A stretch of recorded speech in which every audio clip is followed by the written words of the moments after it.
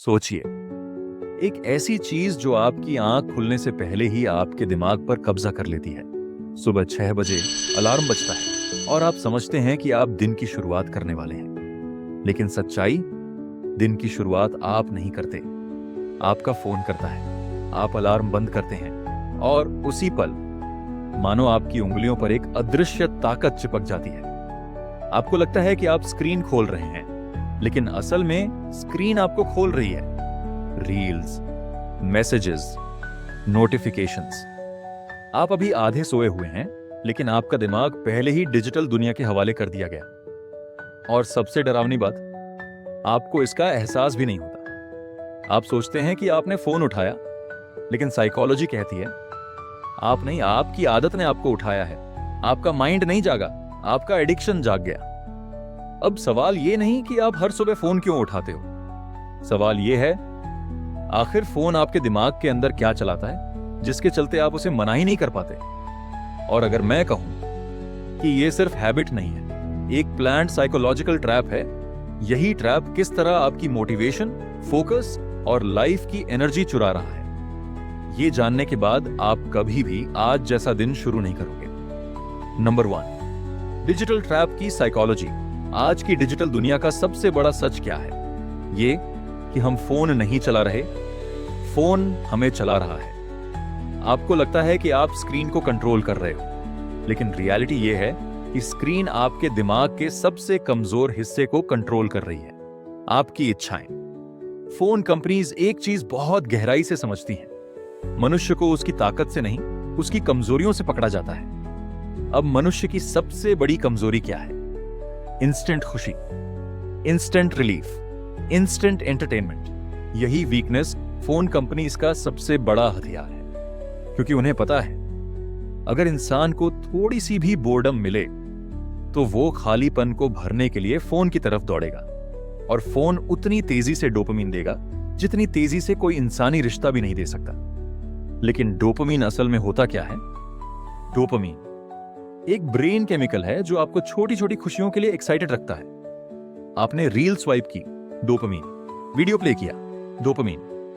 Notification आया, dopamine. Message ping, dopamine. Story view, dopamine. आप सोचते हो आपने बस फोन खोला, लेकिन असल में आपने अपने दिमाग को एक केमिकल शॉट दे दिया। और यह शॉट इतना छोटा होता है कि आपको लगता है बस एक बार, लेकिन यह इतना इफेक्टिव होता है कि दिमाग कहता है थोड़ी देर और। हर स्वाइप, हर क्लिक, हर स्क्रॉल आपको ऐसा फील कराता है जैसे आप कुछ इंपॉर्टेंट कर रहे हो, लेकिन असल में आप बस अपने ब्रेन को दवा खिला रहे हो जिसका नाम है डोपामीन। और यही डोपामीन आपके दिमाग को धीरे धीरे सिखाता है फोन मेरे हैप्पीनेस का सोर्स है। फिर चाहे आप उदास हों, थके हों, बोर्ड हों, टेंस हों, दिमाग सीधे फोन का रास्ता पकड़ लेता है। इसे साइकोलॉजी में कहते हैं नेगेटिव रीइंफोर्समेंट लूप, यानी हर नकारात्मक भावना को फोन कुछ समय के लिए पॉजिटिव फील कराता है। और इस तरह बनता है द परफेक्ट ट्रैप। ये ट्रैप दिखता छोटा है, लेकिन अंदर से ये इतना बड़ा है कि ये आपकी मोटिवेशन खा सकता है, आपका फोकस तोड़ सकता है और आपकी पर्सनालिटी तक बदल सकता है। क्योंकि जितनी बार आप फोन से छोटी छोटी खुशियां लेते हैं, उतनी ही बार आपका दिमाग रियल हैप्पीनेस को इग्नोर करना शुरू कर देता है।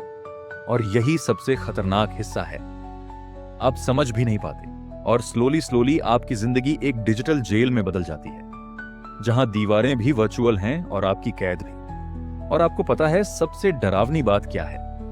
आप इस जेल में बंद हैं और आपको इसका एहसास भी नहीं होता। नंबर 2, लाइफ का कंट्रोल। अब जरा सोचिए, कितनी बार आपने सिर्फ 5 मिनट फोन चलाने का सोचा था और वो 5 मिनट कब 50 मिनट बन गए पता ही नहीं चला। क्यों? क्योंकि धीरे धीरे, चुपचाप, बिना शोर किए, फोन ने आपकी चॉइस को हैबिट में बदल दिया और फिर हैबिट को कंट्रोल में। यहां एक हार्श ट्रूथ है, लाइफ में वो जीतता है जो खुद को कंट्रोल करता है, और वो हारता है जो खुद को दूसरों के हाथों सौंप देता है। लेकिन आज की दुनिया में दूसरे लोग आपकी लाइफ कंट्रोल नहीं कर रहे, आपका फोन कर रहा है। वो डिसाइड करता है आप कब उठेंगे, कब सोएंगे, कब खुश होंगे, कब सैड फील करेंगे, कब मोटिवेटेड होंगे, कब डिस्ट्रैक्टेड होंगे।